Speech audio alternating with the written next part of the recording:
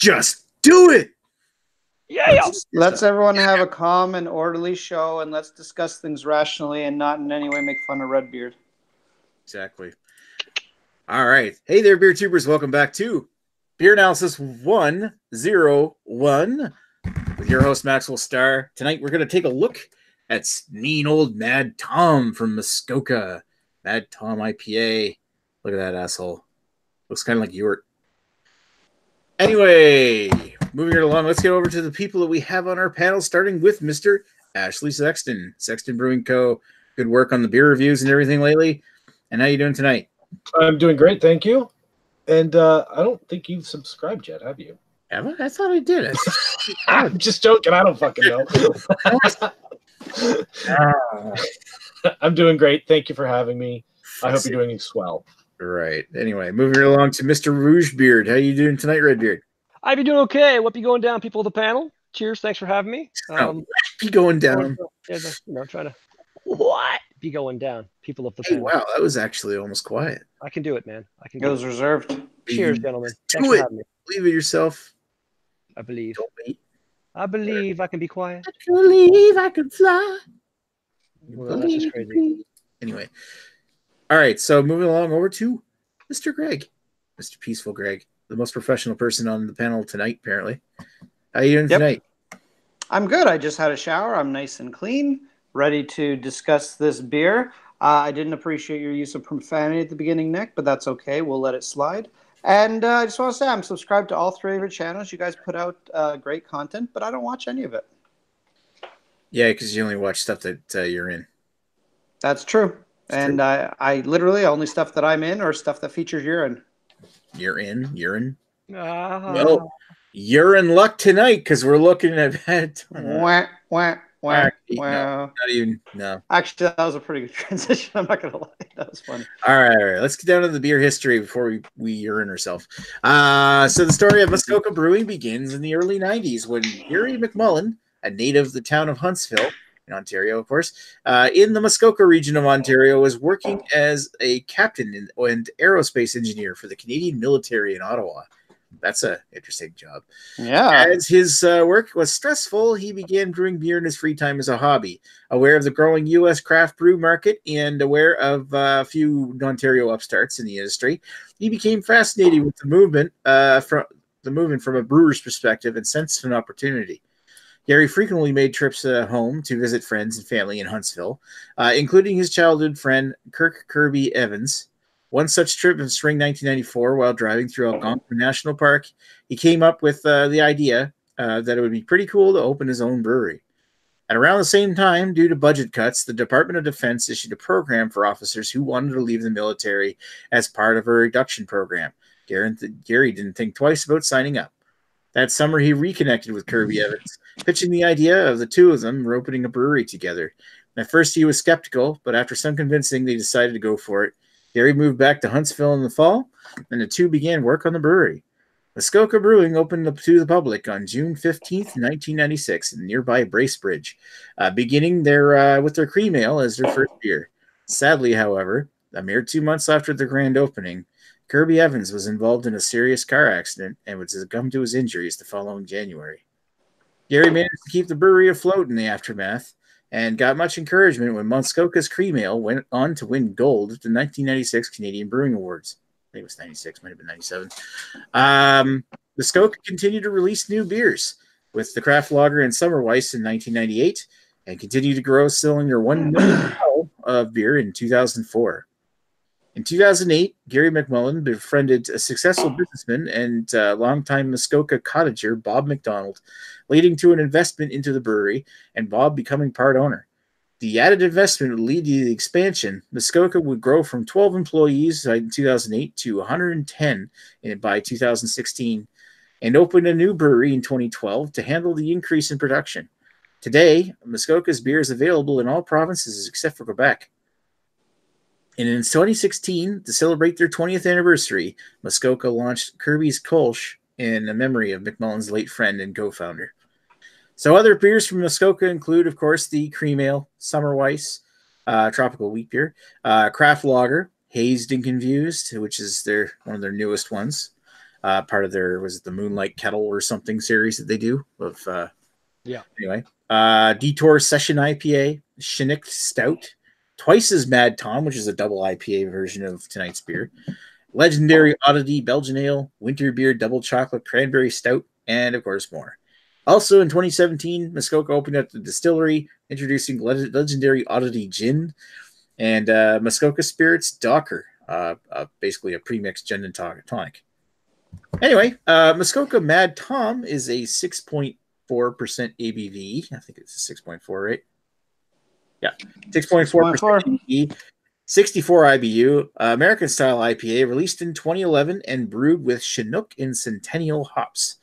The name Mad Tom originates from several local campfire legends of an old Mad Tom. In 2013, Muskoka launched a media campaign and website, which you can still view today, detailing several of these stories, ranging from the legend of an ugly catfish, the ghost of a local famous painter, or even an irate customer angry over the brewery switch from bottles to cans. Anyway, there you go. So that campaign was actually pretty cool. Some of those stories are neat. Yeah. That's actually one story. Like there's tragedy and an interesting background to that one. It's just I thought that like Muskoka was interesting to read about and write up. Yeah. No matter what you think of their beer, you know. All right. Interesting and unique story. So yeah. And there's only one comment in there, and that person's panel. I'm gonna pour my beer while I listen to Mr. Ashley Sexton talk about his history with Muskoka or Mad Tom. That's a great pour, Nick. Great pour. No, I would just much rather watch you pour. There we go. Jesus Christ. All right. Whoa. There you go. Perfect pour. Holy shit. Still I like watching Nick. So I don't know. I'm pretty sure. I'm sure I'm like most like Ontario craft beer drinkers that have pretty much had everything that Muskoka's offered or has come across it at least some point in time. Outside of, I've never been to the brewery, but I think it's safe to say that everything that they've released, I've probably had at least once. Some great, some good, some bad. I'm sort of all over the place. I sort of put them right in the middle. I sort of compare Muskoka to like a Mill Street or an Amsterdam. You know, it's just their stuff is like shelf turd stuff. It's always there. You know, whether you like it or not, it's pretty much going to any LCBO or beer store and pick up anything from any one of those three breweries, and it's always going to be there. So, from a reliability standpoint, I guess it's a thumbs up. That's what I got. But yeah, Mad Tom, I've had this many times. Same with the Twice as Mad. Right on. Oops, excuse me. All right, moving along over to Mr. Red Deer. I understand that you don't live too far away from Bracebridge, do you? No, I've been to the brewery a couple times. I actually went there for their 20th anniversary party they had. It was kind of like a little beer fest they had at the brewery. It was a lot of fun. Yeah, it's a nice place, but I pretty much echo everything Ashley just said. Like, their beer tends to sit around. I'm not a fan of their, like, they have literally on the back of this can, check your date code as our beer is best fresh. And the date code is literally freshest by July. If I had this in July, it would not be fresh anymore. I'm sorry. No. It's just, yeah, I hate that so much. But I've had this beer and the Twice as Mad Tom, and like Ashley said, pretty much I'm probably every single other one of their releases that has come to the LCBO/beer store. And I think I might have had a couple that were brewery only that I got, but yeah, they're like what he said. They're very hit or miss. Sometimes their stuff is really good. Sometimes it's meh. Sometimes it's really meh.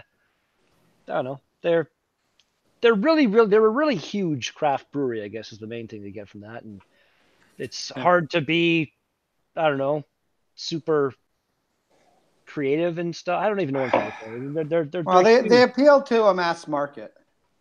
Like, they're kind of like the Labatt or Budweiser of craft beer. Yeah. Not trying to like knock them or anything, but it's kind of true, yeah. More widely distributed. No, I wouldn't call it necessarily. It's no Bellwoods or anything. It's just it's widely distributed, and they play it fairly safe. Like, they make stuff they know is going to sell, not necessarily something that's going to give it's red beer to boner. House is here. It's just a beer that's everywhere, but it's been around a long time. I'm just trying to think like the best, what the best beer by them that I've even had would be. I mean, I loved Twice Nothing as like- Mad Tom when it came out, but I don't think it's the same beer it used to be. No, it's like there's double IPAs now that make Twice as Mad Tom. Just like Twice as Mad Tom for a big can is under $4, so it's a Yeah. good deal. But That is a good value. flavor wise, you can find some double IPAs that just destroy that in terms of hoppy amazingness kind of thing. Well, it's a lot like 10 Bitter Years. It was amazing at one point, and I've had that not one quite and- as Well, to be fair, 10 bitter years, the recipe's changed. Yeah, Chad says apparently they have, so I don't know. I'll take his word for it. Anyway, speaking of taking words for it, Mr. Greg, what's your history with Muskoka? Before I get into history, I just want to also point out the date code like Redbeard did. I don't know if you guys can see this. It's mirrored on my screen. Is it good for you guys that you can read?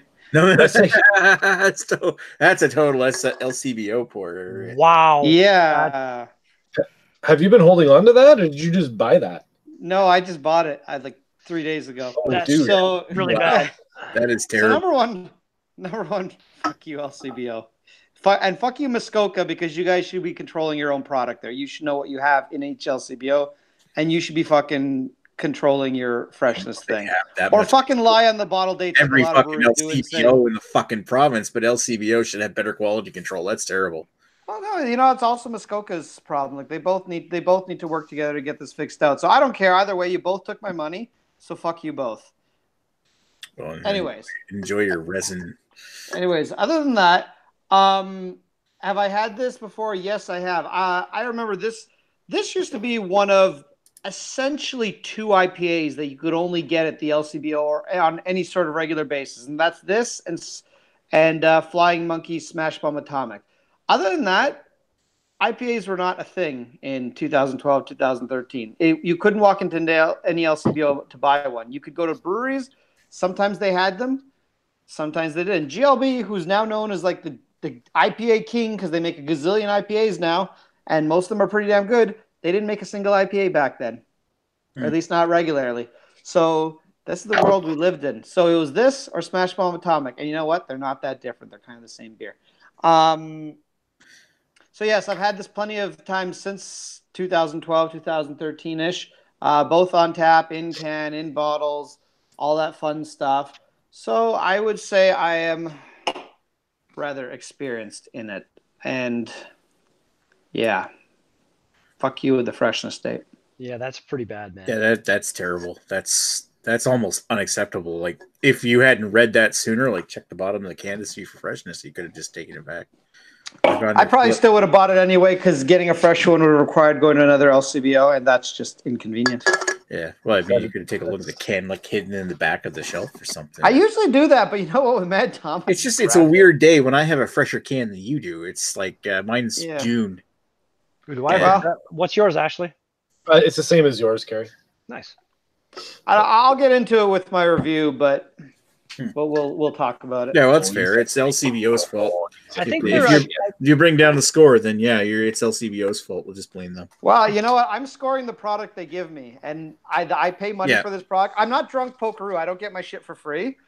So you know what? If Muskoka, if you want to send me a whole bunch of expired Mad Tom for free, I will rate every can of it 10 out of 10. I don't care. I will be a shill. No questions asked. But if I'm paying for it, I review the product given to me. He is the beer burglar after all. He has to get it free. That's right. Hey, you know what? Some people are afraid to sell out. I will happily sell out. Send me all your stuff. I will rate it very high. Is that why you're an albino rhino shill with your shirt? That's right. Although Chad never gives me free tickets to the fest, so I just found a really cool little site here. It's on Muskoka's. It's their freshness journey. As a freshness leader in the beer industry, we do everything we can to give you the best beer possible. We won't settle for anything less, and neither should you. Like any perishable food, beer is best when consumed fresh. When fresh, your beer has more aroma and flavor, creating a better drinking experience. At Muskoka Brewery, we include a freshest buy date on all our beer to help you know when the best time is to drink it. If a beer has gone past its date, it doesn't mean it's gone bad, but it does mean that it doesn't live up to the high standards we set for ourselves. Let us know if your beer has gone past its date, and we'll replace it every time. Perfect. So, Greg, they're right, and Matt, then they have a list of all their beers, and the date, Mad Tom, freshness window is 5 months. So this is 5 months. So So November 10th plus That's from May. We've almost come full circle with that beer. Or May, June, whatever. Yeah, really. So this is gonna be an aged review of Mad Tom. Yeah, there we go. It's LCBO aged bottle. All right, so getting into my personal, and you know what? I'm going to go back to what Greg was saying about this being one of the very first. They actually bill themselves as one of the very first IPAs in Ontario, where it came out. It came out 2011, I think it's 2011. According to my history, right? I can go down back and read. How professional. Yes, it was 2011 that this came out, and actually, when I had it first, Albino Rhino of all people sent me, and I was a shill for it. He sent it to me. I drank it back in late 2011, so it was around the time it came out. Review number 204. Oddly enough, one of the very first reviews I did with my buddy Jesse, Heist Almighty. Hardly do any reviews anymore with him, but God rest his soul. Yeah, but yeah, it was back when you could still get it in bottles. But yeah, I seem to remember liking it back then. I can't remember what I gave it for a rating. Oh, there it is. Wow, he did a just straight down the middle pour. Yeah, 3.5, 3.5. Basically 3.75. Okay. Let's just switch away from that. Well, no wonder he liked it better. He got all the flavor at the bottom. That was the very first Muskoka beer that I'd ever drank. I think the second one was Weiss's Mad Tom, but it wasn't until like 2013, late 2013, that we started seeing Muskoka beers here. And when I first started seeing Muskoka beers here, I was actually kind of pissed off at Muskoka, but I don't think it was really necessarily Muskoka's fault. But they were selling like 6-packs of Mad Tom and 6-packs of Detour, but they wouldn't let you break them up, like buy a single bottle, and they were $19 for a 6-pack. I'm like, ugh, fuck yourself, man. But that's one of the problems I've got with in A and BL. So it's liquor, so it's just. Well. Did you literally yell at that 6-pack? Go fuck yourself, 6-pack. I probably said something like "fuck that" and then walk away from it. And then when I can buy I could still buy like a 6-pack of Pump House or another brewery around here for like $13.50. I'm like, I'm gonna buy that. Yeah, makes sense. But to be fair, they've come down in prices, and now one thing that Muskoka has been doing lately is these cans of red, especially this pack of Muskoka Mad Tom, I think is like $12 for 4 cans, which isn't the greatest value, but still, it's why I'm more likely to buy a 4-pack for that price than I am to buy a. I think that same 4-pack here would probably be around $10 or something like that. Is that about right, guys? I don't know. I have never even looked at a 4-pack of Mad Tom. No. Okay. Yeah, but we get them in every once in a while, and I think we get craft lager, cream ale, and the Detour as well. So potential future BA 101s. All right, so we actually have comments now. Anybody want to volunteer other than Greg? Yeah, I can do it. All right, I'll read it. Sir. Craig from Kent Beer Reviews. He's in the chat. He's like, he can't get this, unsurprisingly. Jesse from Bumpy Road Brewery is in as well. He's like, even 3 days ago, it wasn't near fresh, and that's it's very true. Craig is, it's shit that we're back to 5-hour time difference. Was used to a 4-hour difference for a month. Yeah, that shit sucks. Old Car Auto Guy is in. Howdy, guys. And he likes the Muskoka. We can get a sampler pack there in New Brunswick. I find the thing with Muskoka and some of these other ones, they basically have the exact same taster pack, and then they'll have like two of the it's survival pack or something, isn't it? And it's usually one beer they change out of it. Exactly, yeah. So, but I guess it's a good way to introduce people to the brand. Eric Gilbert's in the chat. Cheers, fools! Cheers right back to you, and Eric's got one as well. So thank you for playing along. Nice. Apparently, the Bose summer or spring mix pack, whatever, has Lug Tread and their full-time IPA, and then other beers. Hey, here's what we get from in New Brunswick from Muskoka here. There's the summer survival pack, which is a listing from last summer. Nice. But even that, for 6 cans of craft beer for $21, I'm sure it's still available and delicious. That's not bad. I wouldn't buy the winter one anymore. They'll probably put that on clearance. What stores even have it? I don't think anything around here does. Again, like none of the beers in the summer or winter, they're just they're all just really kind of meh craft beer, like compared to what else you can find out there. I don't know. Like, And Rainy in Your Parade's also here. Don't think I can get this beer, and even if I did find it, looks like a good chance it would not be fresh. Drinking a very interesting beer right now, Saison du Pont at Allagash Brewers Bridge. Stuff is awesome. The Saison is 6.1%. I've And had Saison du Pont before, but I've never had the Brewers Bridge. From Allagash, yeah, neither have I. Oh, it's a collab? Interesting. And Nick, here's a question probably for you. Have you tried the maple cream from Picaroons yet? Yeah. Yes, I have. I remember that's one of the very first beers I did on YouTube for a beer review way back in before I even really truly started the channel back in 2011. I should really do another bottle of it, but I think this year's batch is probably coming out soon. I'm assuming that's what old car guy is talking about. But yeah, that's I've had a love-hate not necessarily a hate relationship. I've tried beer mailing that to people before and it didn't work out, where it would just go off. I think the first time I tried to send it was I tried to send a bottle to Lee, and we can talk more about this later. I tried sending a bottle to Lee by express post, and it was like it went bad in the mail. Oh shit. Yeah, and I tried to even bring him one up to the bottle share, the very first Albino Rhino Beer Fest, and it went bad in the trip up in the car. Balls. That's how sensitive that beer is to getting infected. Yeah, and I don't think necessarily a maple beer goes bad that quick because it's pretty much pasteurized, right? So the maple sour from New Ontario was the one that blew up in his face. Yeah, that was an accidental sour. Yeah. And to finish that, Picaroons isn't distributed in Ontario, so the rest of us have not had it. Yeah, out now in St. Stephen. Now are you getting that from the? I think Picaroons opened up a boutique in St. Stephen. I'd have to check the liquor store. Anyway, it's good. I've had it before. If you can get a fresh one. Anyway, so moving right along, let's go over to the final thoughts. Are we ready for those, Mr. Sexton? I guess if it's that time of the show, why not? Yeah. I mean, this. There's only 4 of us here, so we're burning through this quick. Burning through this. So to go back, I mean, I looked at my Untapped, and pretty much everything that I rated rather highly, or sort of above average from Muskoka was like a lot of like more basic stuff. I find where Muskoka sort of goes off the rails with their beers is when they start doing like these weird beers, like the collaborations with like the creamery, and I think I can't even, when they do the weird shit, stuff goes sideways. When they just stick to like classic styles, it gets made pretty well. This drinks exactly like a West Coast style IPA. Tons of like resinous pine. You get your grapefruit pith, your citrus notes, blah blah blah, all those basic West Coast like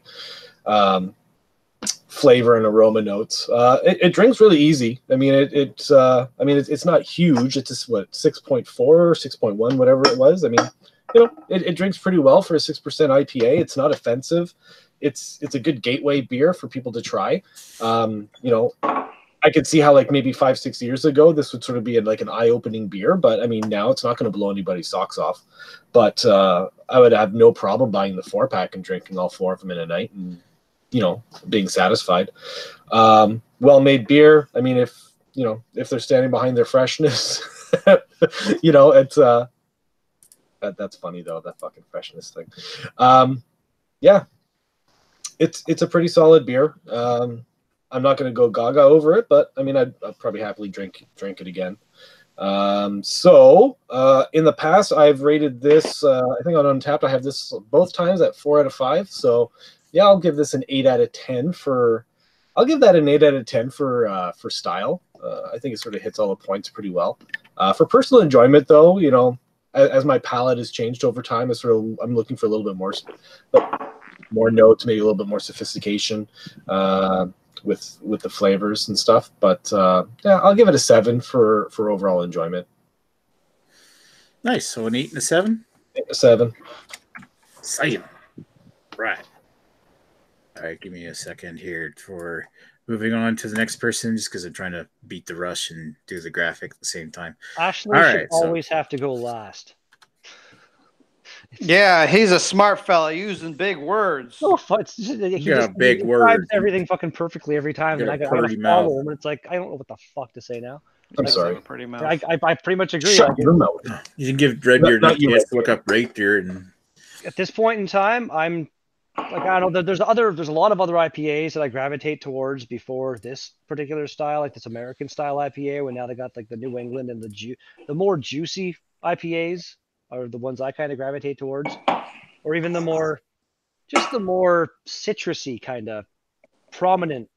I don't know. This one's just kind of a little bit run of the mill for me now. Although I looked back at my channel a bit. This was one of the first IPAs I ever had that I actually found to be pretty good, as opposed to like gross. So for what it is, I got no problem with it. It's just there's other ones that I go after before this one, I guess you'd say. So style, it's probably in like the 8.5, I'll say, and personal enjoyment, 7. nice. It's not bad. All right, Mr. Grigori. Okay. So typically in the past, I was looking through my Untapped scores. It does seem like there's definitely some batch variation with this beer, but the times I've rated it, the majority of them have been 8 out of 10s.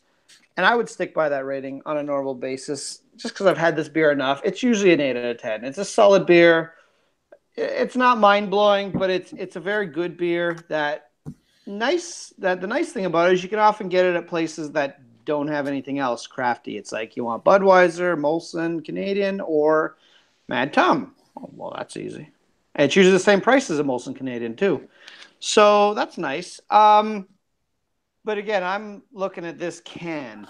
The truth be told, for considering how old this is, it's actually not that bad. It's the biggest thing is it's really picked up the resin a lot more. Like it's way more resiny. I'm not getting any fresh pine. I'm not getting any grapefruit from this, which I might get a little bit of. But I mean, to be honest, this is even fresh. I think this is a bit of a resiny IPA. It's sort of an old school West Coast IPA. So now it just becomes more of an American IPA, if that kind of makes any sense. Like I kind of feel the Americans like really like their resin. So I mean, I will say I'm impressed with how good it is considering how old it is. Like I think it's one of those IPAs that can take a bit of a beating and still be decent. But that being said, it's not an 8 out of 10 good anymore. I would say in terms of style and personal enjoyment, I was sort of wavering on this. Maybe giving one higher, one lower. I'm going to settle at giving both of them a 7. It's not that much worse than getting it fresher, but it has taken a little bit of a hit, and they still took my $3, so they're losing a point for each thing for that. But honestly, this is still a beer I can enjoy, and I'm not like so upset. Now, I did tweet Muskoka with a picture of the fresh estate. We'll see what their response is. I'll report back if they respond at all. But honestly, I don't care if I get another free can, whatever. This is good enough. But yeah, check your bottling dates because obviously, from what I understand, these big breweries have people that they pay to go around to breweries and rotate their cans. At least I know for sure Steam Whistle does, and I would be under the impression that Muskoka would too. Maybe they're not doing it. So if you're watching this, Muskoka, which I know you're not, so I'm not talking to anyone. I'm talking to Nick, and Nick's going to make it happen. Pay somebody to rotate your cans. Nick, you're going to use that. You're going to talk to Muskoka. You're going to make it happen. I'm not talking to Muskoka. Come on, let's go if decides to actually watch this crap, then we might. It's not like, yeah. I mean, I don't think you're going to pay saying. them a lot of money either. You're probably going to pay them minimum wage. So have 3 guys, get them to go around the province. I'd have to pay them from whatever I'm making on BeerTube money, so it's absolutely nothing. So that's how much I'm paying. Nick, I'm not talking to you. You're just the vessel for Muskoka. You're going to translate my message and bring it to Muskoka because you have contacts there. So don't worry, Nick. It's not coming out of your paycheck. I'm from New Brunswick. What the hell are you talking? Anyway. You know what? There's nobody on this panel that lives closer to them than you, Nick. So take the responsibility. Right. My speaker's cut out, so I missed half of what Greg was saying, and we're done with him anyway. So thank you, Greg. Moving right along to who's next, and that's me. And I'm actually going to look at this from almost the opposite direction of what Greg does. Usually, I'm drinking this close to the date that's listed on the bottom of the can or slightly after. So I'm getting the cans of Muskoka Mad Tom, whenever I buy it, that are the ones that are more resiny or just starting to get a little long in the tooth, and I don't feel like they come out as much with the citrus or the tropical notes or whatever you're going to get in this beer. And I'm having this one. This one just showed up. That's one of the inspirations that are doing Muskoka Manton tonight, because I went into the New Brunswick liquor stores and saw it sitting on the shelf. I'm like, hey, how fresh is that? June. Holy shit! It's only 3 months old. So I figured, why don't you try that? And drinking it now, I'm getting quite a lot more pronounced, like grapefruit and pithy grapefruit and like stone fruit flavors. I'm getting like a big sense of apricot coming out of this one as well, along with, of course, the slightly malty backbone. It's not like a mind-blowing IPA, but it's perfectly acceptable. There's nothing wrong with it. And I'm not going to be as eloquent in saying what flavors I get into it like Ashley Sexton is, because it's really incredibly hard to follow up tonight. But I'm going to still echo his sentiment and say it's an 8 for the style and a 7 overall. Yeah. That's what I'm sticking to. All right, so I'll do the math while somebody... Ash, you want to read the comments? Yeah, I can catch up on the comments. Sweet. If we have extra time, Redbeard will sing to us. Where did I leave off? Rating on Your Parade was confirming that his Allagash Brewers Bridge was a collab. Nice. Old car guy was going back to where he was finding that cream ale or whatever it was you guys were talking about from Picaroons. Rating on Eric Gilbert is never fresh, like Boston Lager and Liberty Ale. That's so true. Old car audio guy he fancies Redbeard's beard. Rod J jumped in. Cheers, guys. Cheers, Rod. Hey, Rod. Thanks for jumping in. Eric Gilbert says it's almost as good as their cream ale. And you know what? I do enjoy Muskoka's cream ale, and the cream ale is a style that is sort of you don't really have to worry about freshness so much with the cream ale. It's not a whole lot there to go bad. Eric's can is 4 months old. No, my can is 4 months out, about a year old. Holy shit. Wow. Check your date. Holy fuck, Muskoka. So his is around where mine is, give or take. Yeah. And Rod, maybe you should do a public service announcement, like on each of your videos. Just yell, check your dates. Son. And tell him to wear a uniform, please. Please, do it for the people. So Eric Gilbert's can says July 14th, 2019 here, sons. Yeah, freshest of the fresh. Yeah, yours is freshest. Mine is the same. July 6th. Oh, no, mine's July 6th. So. Oh, yeah? Okay, so mine is the same. Yeah, I win. Yeah. Yeah. And Old Car Audio Guy asks, does the whole panel have channels? That rhymed. The whole panel have channels, sons? Yes. Sort of, right? Greg doesn't really have a channel, but he does. Subscribe to Beer Burglar, greatest channel on earth. I may one day post videos on it, so stay tuned. Shameless plug. Yes. Obviously, you know Nick's. Redbeard has his channel. He does. He's very prolific with his uploads. You have like about 3 months worth of content to go through if you're just to sit there and watch it from end to end. And I just started my channel not too long ago, mostly based around homebrew. So there we go. Which is actually pretty cool, because homebrewing's, there's a lot of attention to it. And why shouldn't there be? More so than, doing actual beer reviews. Mm-hmm. All right. I'm almost done with the graphic. Stay tuned for Ashley's series next month. Which hops are best to have sex with? Yes, that's the follow-up. Everybody wants to know that, Greg. It's, the question that no one's had the balls to answer until Ashley Sexton stepped up to the plate. You've never had sex until you've had sex on a bed covered in fresh hops. That's right. Oh, God. Just got to be careful where those things end up. Yeah. All right. Okay, so here's tonight's ratings. Rating, style, 7.88, and overall 7.0. I apologize in advance if that's hard to read. I was trying something new. It's terrible. Assuming. I sent that. So that actually did pretty well. That's fine. Yay for images swiped off of Google. Anyway. All right. So there you have it. There's tonight's beer. Hope everybody enjoyed. Any final thoughts about? And I can say with Muskoka at least, I know it's a brewery that not a lot of people up there get excited about, but they're not bad. No, they're not No, bad. But they're exactly like Amsterdam. Basically, they make a lot of good beer, but nothing that's really gonna get you too excited. But they're I'd put you know them they're kind of, you can Double often Tempest. get. I'd put Well, them kind of in okay, the same boat as Lake of Bays, which are actually very close to, kind of the same. I think Muskoka is better than Lake of Bays. Yeah, I was gonna find Lake of Bays. A lot of their products Lake of aren't Bays so is great. boring brewery. I don't know. I'm gonna flip that around. Lake of Bays. Sometimes I've had a few of their beers that have been bigger or better hits, I guess, than this. But that's just me. I mean, I'm not saying that they're an amazing brewery, but I've had better luck with Lake of Bays. I will say one of Muskoka's underrated beers, which if you want something just basic, is their craft lager. I find it's a very tasty lager. It is a little bit high priced for what a lager is. I do feel they should knock it down by about 50 cents or so, a can or so. But if you're just looking for a basic lager, it's quite tasty.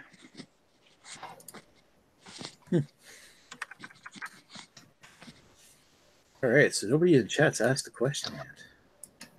That's because we don't want to know. That's because we don't want to know, Nick. It's going to be a terrible beer next week, isn't it? Yeah. Next week's not exactly going to be the highlight. The highlight reel. Maybe I can see if my wife can come on, or at least give a rating, because it is one of her old classics that she used to enjoy. Although I don't think she's had it in a while. I'm sharing links out in the chat for people who want to see Redbeard's and Ashley Sexton's channels. Obviously, you know mine. So the other one is I don't think you've actually got a public channel yet there, Greg, do you? I have a channel. I just don't think there's any videos on it. I'd have to do okay. So Writing in Your Parade, to his credit, he did say that earlier, but he was being all fancy shit, and he did an acronym, BNW, Beer Next Week. Oh, wow. So thank you, Raining on Your Parade, for doing that. Just let us know ahead of time if you're going to be all fancy and shit. BNW. Oh, right. He's using the acronym because he's too lazy to spell it out. All right. So next week's beer, and also Eric Gilbert says next week's beer, sons. We're gonna do Michelob Ultra. Wow. The closest beer to water. The closest beer to water there is out there, I find. What is the ABV on that, anyways? I think it's like 4%. We should have a. I already have. Okay, I can take a look for it. We should do it doesn't say on the label here, the damn American beers. We should do a how many Michelob Ultras can you drink before the end of this review challenge? Oh, that's not a bad idea. Of course, that means I have to buy more of it. Because even if you were able to consume like 6 within the hour, you wouldn't even be remotely close to being intoxicated. I don't know. I guess we're going to find out next week, won't we? Because I'm going to buy a 6-pack. Roger says, I thought this was a beer channel. Oh. Yeah. I think you can only get that in 6-packs. Or is there cans of it now? You can get. Well, I know I can get cans here, so I'd have to ask you, Ontario peeps. I can assume you know, Nick. I can chug a bottle a lot faster than I can. So, yeah. I'll break out a bendy straw and fucking just destroy several bottles of that. Yeah, I mean it's like 90 calories a bottle, so it's not like it's hitting you very hard. You're not even getting fat off it. It's awesome. Exactly. Joe could come in. Because we're all so concerned about our weight we're doing Michelob Ultra next week because Peter might be able to join us. That's right. Clueless drinker. Good.